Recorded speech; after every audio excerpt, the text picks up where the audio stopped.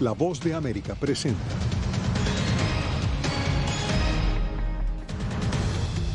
México y Estados Unidos resucitan Iniciativa Mérida para hacer frente a los crecientes retos de seguridad. El coronavirus continúa siendo un obstáculo para la generación de empleos en Estados Unidos. Además, 15 pacientes mueren por falla eléctrica en un hospital de Venezuela. Y Eugenio Derbez nos trae un personaje que se escapa de los estereotipos del hispano en el mercado anglo.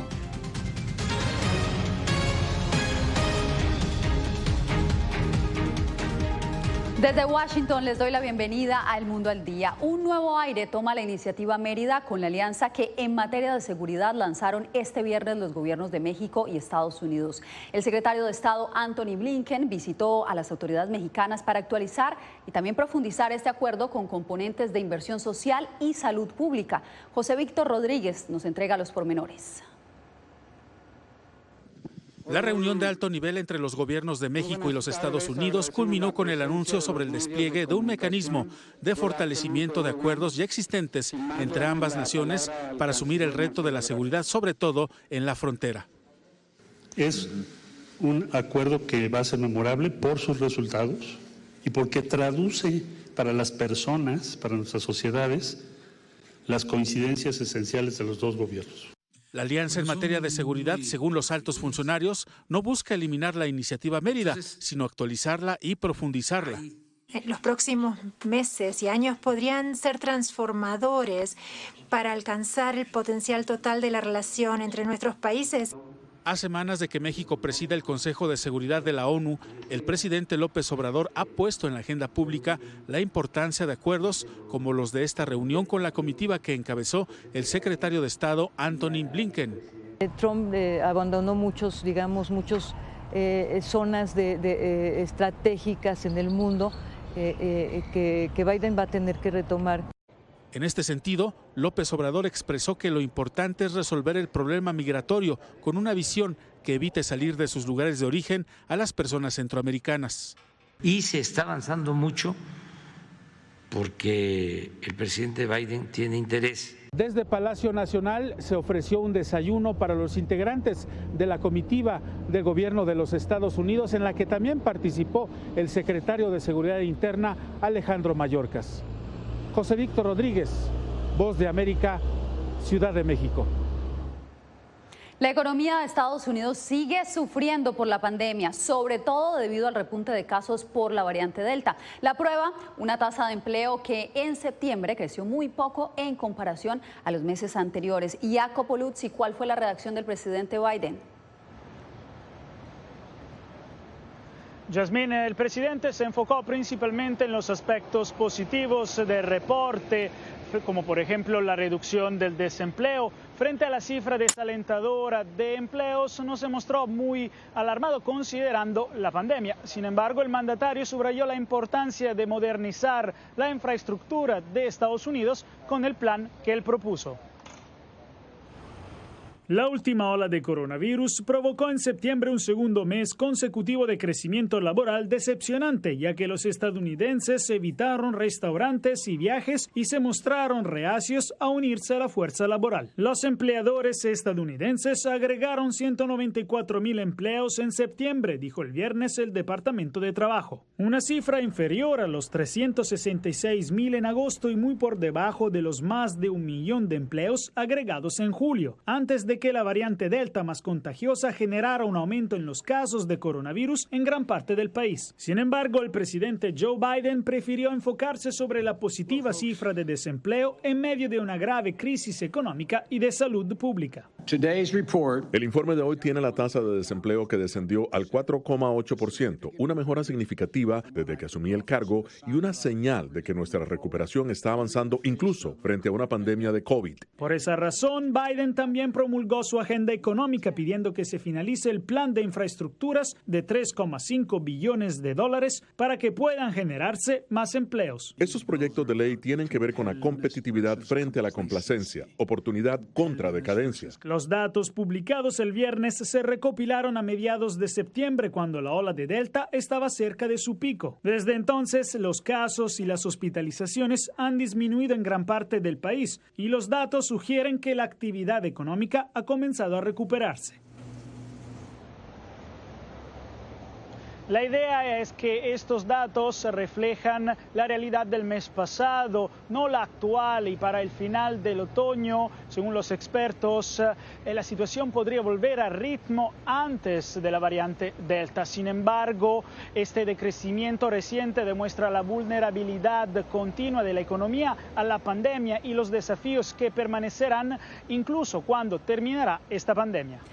Jacopo, muchas gracias. Y en más noticias, no cesan las manifestaciones de inmigrantes y activistas que piden una reforma migratoria en Estados Unidos. Desde hace varios días, muchos de ellos acampan frente a la casa del senador Chuck Schumer en Nueva York. Laura Sepúlveda nos trae los testimonios. Los inmigrantes son esenciales. Así reza un aviso que da hacia el edificio donde vive el líder demócrata en el Senado, Chuck Schumer, y su familia en Nueva York. Decenas de inmigrantes se han reunido allí durante días pidiendo acción legislativa. Una opción a la ciudadanía, no queremos un permiso como hacen los TPS o los DACA, porque ellos tienen que estar renovando cada 2 años. Personas que residen en el edificio se han quejado, pues aseguran que el ruido interrumpe el descanso de sus niños. Pero John vive allí y no comparte su opinión, pues considera que hay un propósito razonable. No me afecta, aparte que la demostración que están haciendo es un ruido justo. Sandra, como inmigrante que vive en la zona, celebra que estas personas levanten su voz. Si no hacemos ruido, nadie nos va a escuchar. El 31 de octubre es la fecha en la que estas personas esperan recibir una respuesta sobre su futuro, al ver si en la legislación es aprobado un texto que les daría camino a la ciudadanía. Somos esenciales y es tiempo que lo den el respeto y la dignidad que necesitamos. Organizaciones como New York Immigration Coalition han apoyado el movimiento mientras esperan que se cumpla la fecha límite anunciada por Nancy Pelosi para la redacción del texto de la reforma inmigratoria. Ya el lenguaje de la legislación para reconciliación salió del comité. Entonces ya sabemos que el intento del Senado y la Cámara Baja está ahí para incluir nuestros grupos, los inmigrantes y las protecciones que nosotros estamos peleando. Laura Sepúlveda, Voz de América, Nueva York. Cada 10 años, los estados en Estados Unidos redefinen sus distritos electorales. Este año en Texas, los demócratas acusan a la mayoría republicana de proponer un mapa que reduce la representación de las minorías a pesar de su reciente crecimiento. Arnaldo Rojas nos explica. A pesar de un incremento del 21% en la población hispana de Texas durante la última década y de que los latinos suman cerca del 42% del total de quienes residen en el estado según el censo 2020, la redistribución de los escaños propuesta por la mayoría republicana en la legislatura no incluye una mayor presencia política de los latinos en Texas. Merecemos proporcionalmente 44 escaños. Los republicanos proponen 30. Actualmente tenemos 33. En el Senado, mientras tanto, donde varios incumbentes republicanos enfrentan la amenaza de perder sus posiciones ante el aumento del voto demócrata en sus distritos, el nuevo mapa político, tal como fue trazado, les devuelve la seguridad de permanecer en el poder. Está hecho a la medida del Partido Republicano para asegurarse de mantener los escaños que tienen y en un par de casos ganar algunos escaños que están en manos demócratas. Como están propuestos, los mapas cumplen con la ley de derecho al voto, dice la bancada republicana que ya se impuso en la votación preliminar. Si, como se espera, los republicanos en Cámara y Senado logran aprobar la propuesta de redistribución electoral, los cambios tendrán una vigencia de 10 años. Por eso, organizaciones que defienden el voto latino se oponen a los nuevos mapas propuestos por la mayoría republicana. El estado de Texas ya en el 2023 está estimado que los latinos van a ser más del 50% de la población, pero no tenemos esa representación. Arnaldo Rojas, Voz de América.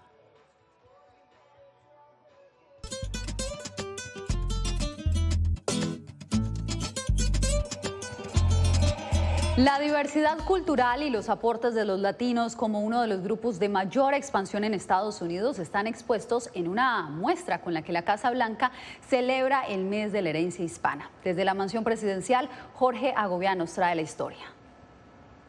Nuestra comunidad está presente aquí en la Casa Blanca. En este colorido pasillo se celebra el mes de la herencia hispana. Es como un reconocimiento que nuestra comunidad es una parte importante de este país y de la historia de este país. Aquí hay una parte... Ernesto Apresa, director de Alcance Latino en la Casa Blanca, nos guió en este recorrido por una exposición que destaca piezas que representan las contribuciones de los hispanos, desde el arte, la cocina y hasta el deporte. Textiles de México. Los objetos forman parte de colecciones pertenecientes al Museo de la Historia estadounidense. Otros, como esta máquina de hacer tortillas, fueron sacados de la propia cocina de la Casa Blanca. Aquí está mi favorita parte porque soy un fan enorme de Celia Cruz. ¡Azúcar! Cada vez que escuchas su música te da energía y quieres bailar. No he encontrado un latino que no es un fan o que no disfruta de la música de la cantante. Y es en esta vitrina donde Latinoamérica se lleva el reconocimiento de la Casa Blanca como una de las regiones musicales y culturales más dinámicas del mundo, que ha ganado terreno y aclamación en Estados Unidos. Mis padres, los dos son inmigrantes. Con decenas de empleados de origen latino como Ernesto, el tributo de la Casa Blanca, aseguran, enaltece el idioma, la cultura y el trabajo de 62 millones de hispanos que hicieron de Estados Unidos su hogar. Jorge Agobián, Voz de América. 2 periodistas ganaron el Premio Nobel de Paz. La presidenta del Comité Noruego del Nobel lo anunció este viernes, exaltando los esfuerzos de la filipina María Ressa y el ruso Dmitry Muratov por salvaguardar la libertad de expresión. El comité dijo que ambos son representantes de todos los periodistas que defienden este ideal en un mundo en el que la democracia y la libertad de prensa enfrentan condiciones cada vez más adversas. Nos vamos a una pausa y al volver llega el invierno en Estados Unidos y los médicos temen que el coronavirus coincida con la influenza. Más detalles en minutos.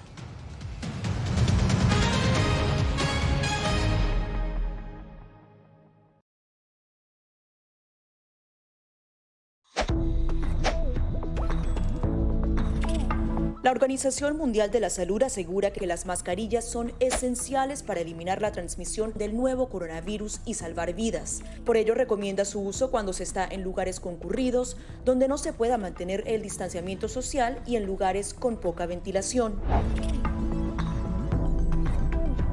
Cuando se habla de mascarillas para protegerse del COVID-19, se refieren generalmente a la mascarilla quirúrgica, el respirador N95 o las de tela.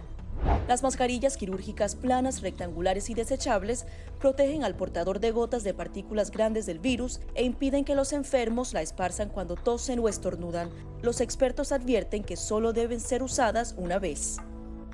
El respirador N95, de forma oval y más ajustado a la cara, tiene una válvula de exhalación que ayuda con la humedad y el calor cuando respiramos. Además de filtrar partículas grandes, puede impedir que pase el 95% de las partículas pequeñas de virus y bacterias. Ante la escasez, muchos han recurrido a hacer sus propias mascarillas y, en efecto, los expertos confirman que estas mascarillas caseras pueden ser efectivas. Las mascarillas nos pueden servir como una barrera aislante para las secreciones, pero tener mucho cuidado porque hemos visto gente que usa la mascarilla, pero al acomodarse la mascarilla se está tocando la cara. Y eso es justamente lo que queremos evitar, es que la gente se esté tocando la cara en estos momentos, porque cuando uno está en lugares públicos puedes estar pasando la mano por una superficie que ha sido tocada por otras personas y que puede estar contaminada y luego sin querer te puedes llevar la mano a la cara. Para más información visita nuestra página web y síguenos a través de las redes sociales bajo @Voz de América.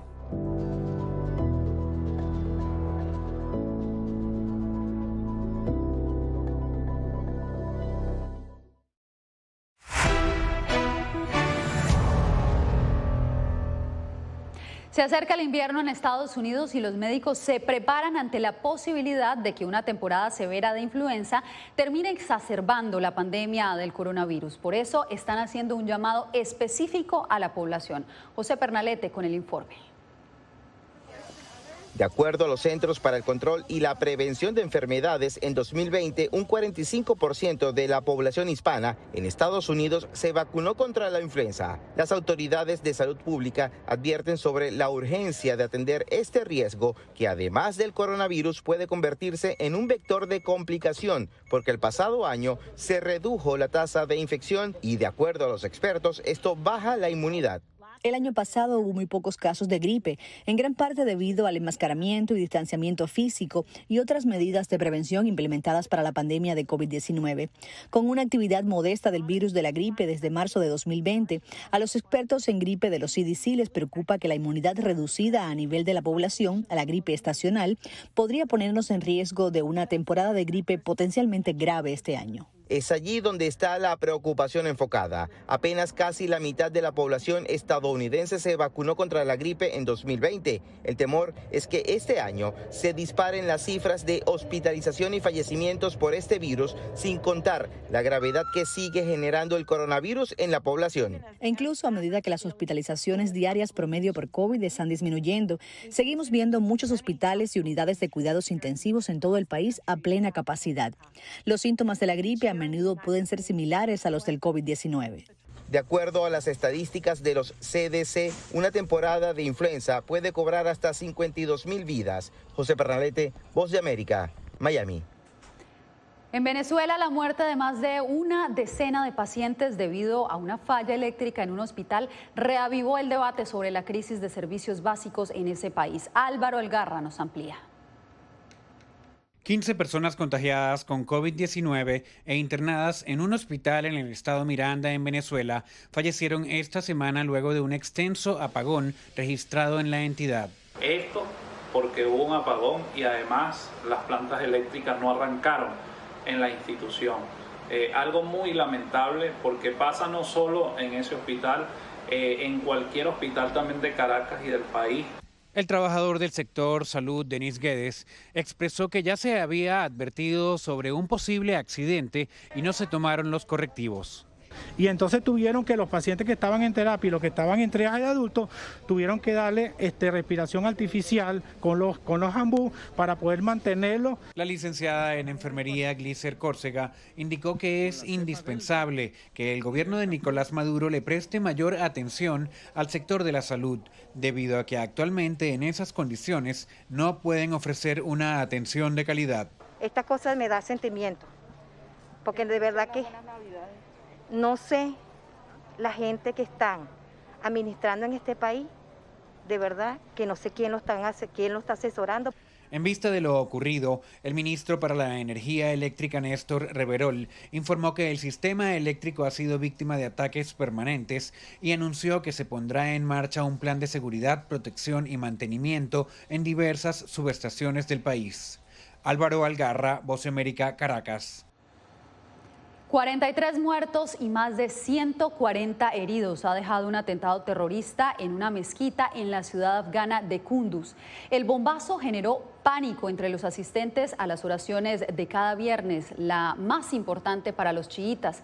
El grupo extremista Estado Islámico se adjudicó el crimen asegurando que fue un ataque suicida. El gobierno talibán dijo que la cifra de muertes podría ser aún mayor. Y usted quédese porque más adelante el llamado de la oposición nicaragüense a la comunidad internacional a un mes de las elecciones.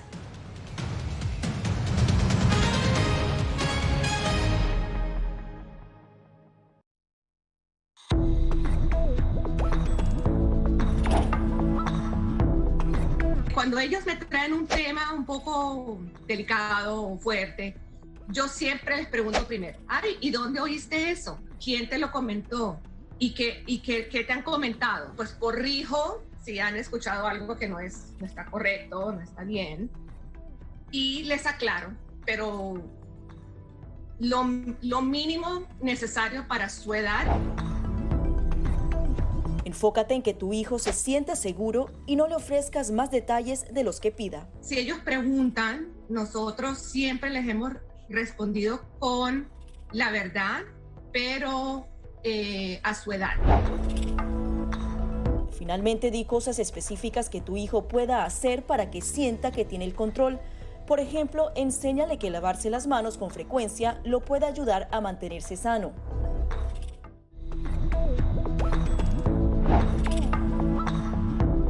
No permitas que interactúe con personas o animales fuera de la casa. Si una persona de la casa se enferma, evita que tenga contacto con tu mascota. Designa a un miembro de la familia o un amigo para cuidar a tu mascota a corto o largo plazo en caso de que tú no puedas. Limpia sus patas una vez que regreses a casa, pero no uses productos tóxicos para ellos como toallitas desinfectantes. Usa champú para bebés y aceite de coco en sus patas si notas picazón o sequedad. Prepara un kit de emergencia que incluya un suministro de medicamentos por 30 días y al menos 2 semanas de alimentos y otros suministros. Asegúrate de que todas las mascotas lleven collares y etiquetas con información actualizada como nombre, número de teléfono y necesidades médicas urgentes.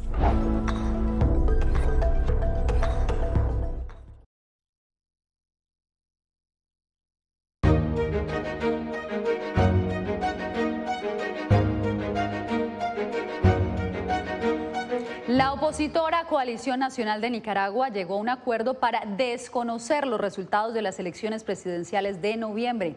Ellos buscan que otras naciones y organismos internacionales también se unan a este compromiso. En el siguiente reporte, Donaldo Hernández nos explica. Desde Costa Rica, Estados Unidos y Europa, la oposición nicaragüense sentó su postura frente a las elecciones generales del 7 de noviembre. Se le ha cercenado al pueblo nicaragüense su legítimo derecho a elegir sus autoridades. Por ende, cualquier resultado, independientemente de que sea Ortega o no, entre comillas, electo, tiene que ser desconocido.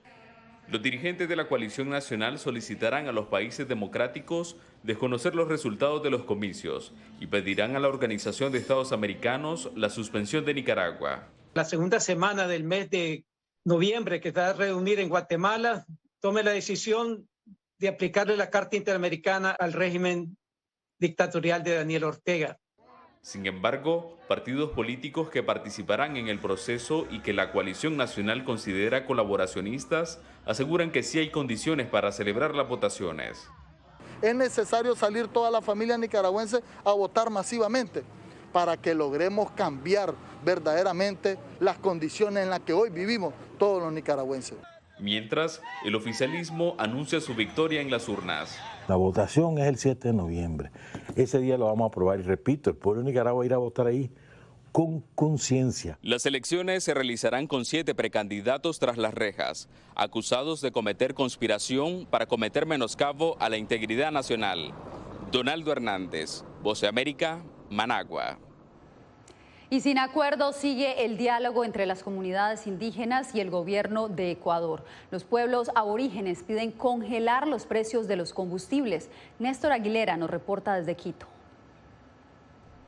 A mí no me gustaría congelar el precio de los combustibles, sino hasta bajarlos. El gobierno del Ecuador y el movimiento indígena mantienen sus diferencias. La principal es la exigencia de ese colectivo para que se congele el precio de los combustibles, el cual se revisa cada mes regularmente al alza. Porque no es un problema del que tiene vehículo, sino que con el incremento del precio de los productos de primera necesidad se traslada a la gente que no puede acceder, en este caso, a los alimentos.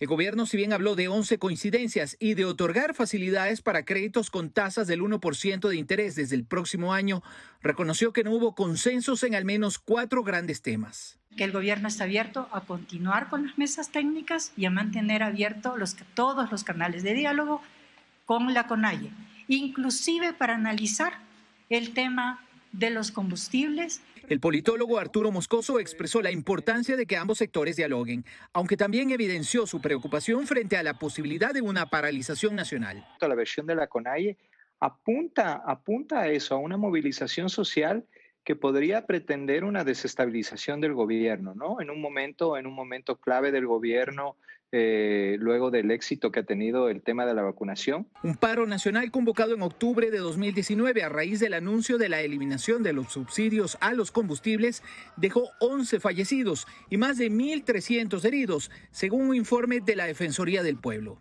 Néstor Aguilera, Voz de América, Quito. En crisis se encuentra la Unión Europea tras el fallo de un tribunal polaco que considera incompatibles con la Constitución de Polonia algunos de los elementos de la legislación del bloque. El asunto es que dicha legislación es el pilar fundamental en términos jurídicos que soporta la Constitución de la Unión Europea y que sin él el bloque terminaría dividido. Bien, y cuando volvamos, Eugenio Derbez saca lo mejor de los latinos en Estados Unidos para su primera producción en inglés.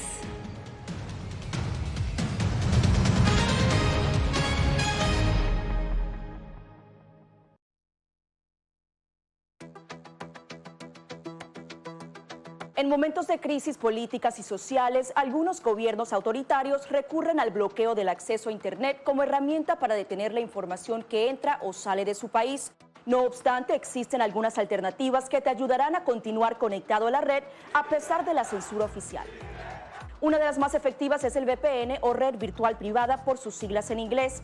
La VPN pretende simular que la persona está en otro lugar del mundo y no en el país que esté restringiendo el acceso a Internet, de manera que es incapaz de detectar esa conexión interna y así se puede utilizar Internet con normalidad. Las ofertas de VPN en el mercado son muchas y las puedes buscar escribiendo las iniciales VPN en los motores de búsqueda, pero es importante descargarla o adquirirla antes de perder la conexión al Internet. Aquí te ofrecemos algunas opciones.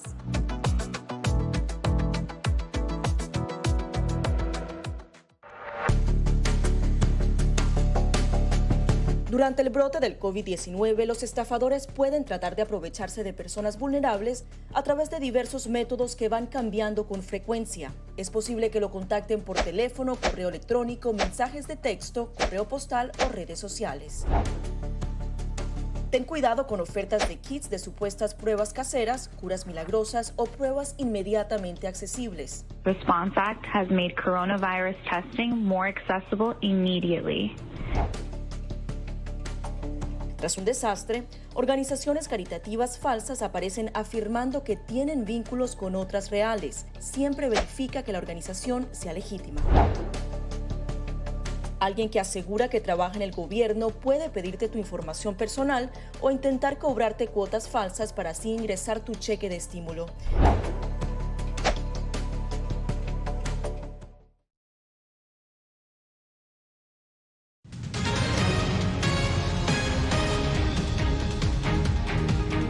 Eugenio Derbez debuta en su primer rol protagónico en una serie en inglés. En Acapulco, una comedia de su propia productora, el prolífico actor busca hacer reír, pintar un retrato más positivo de México y descartar estereotipos sobre los latinos. Verónica Villafañe nos trae la historia. En la comedia Acapulco, Eugenio Derbez es Máximo Gallardo, un multimillonario que vive en Malibú y le relata a su sobrino cómo siendo un joven pobre hizo su fortuna. La simpática serie es un ir y venir entre el presente y los recuerdos del protagonista. Al desarrollar el proyecto, Derbez se propuso hacer más que buscar risas. Durante muchos años me ofrecieron el papel del criminal, del narcotraficante. Yo siempre me prometí que si podía yo llegar a producir algo en Estados Unidos, iba a cambiar todo eso y a romper los estereotipos. Me gusta reflejar un lado bonito de México en lugar de hablar de narcos y de drogas como normalmente se hace. La serie tiene un aire de nostalgia. ¿Te toca a ti de cerca de alguna manera el pensar en el pasado y cómo llegaste a donde estás? Me recuerda la mejor época de mi vida, de mi infancia, y lo unido que era yo con mis papás, pero también me hace voltear para atrás al niño que era yo en ese entonces y que soñaba, porque yo soñaba desde chiquito con llegar a ser actor. Y ahora ver realizado mi sueño y poder estar trabajando en Hollywood, poder hacer una serie que habla de la época cuando yo era joven, es como un círculo, ¿sabes? Me hace recordar esa etapa y me da mucha nostalgia. Filmar la serie durante la pandemia tuvo sus retos. Tuvimos que encerrarnos en un hotel y dentro del hotel construir todo. Fue una superproducción. Una superproducción que Apple TV espera sea bien recibida por un público internacional. Verónica Villafañe, Voz de América, Los Ángeles. Lo que pudo haber acabado con un restaurante se convirtió en una experiencia gastronómica única en Tailandia. Así lo cuenta Thitiporn Hutimanon, dueño de un restaurante ubicado frente al famoso río Chao Phraya. Titi Porn temía que las recientes inundaciones en Bangkok iban a enterrar su negocio, pero decidió aprovechar las olas para que los comensales disfruten de sus platillos. Los videos de los clientes sentados y con el agua literalmente hasta el cuello se han vuelto virales en las redes sociales. Con esto llegamos al final de esta semana de información. Nos vemos el lunes nuevamente aquí en El Mundo al Día.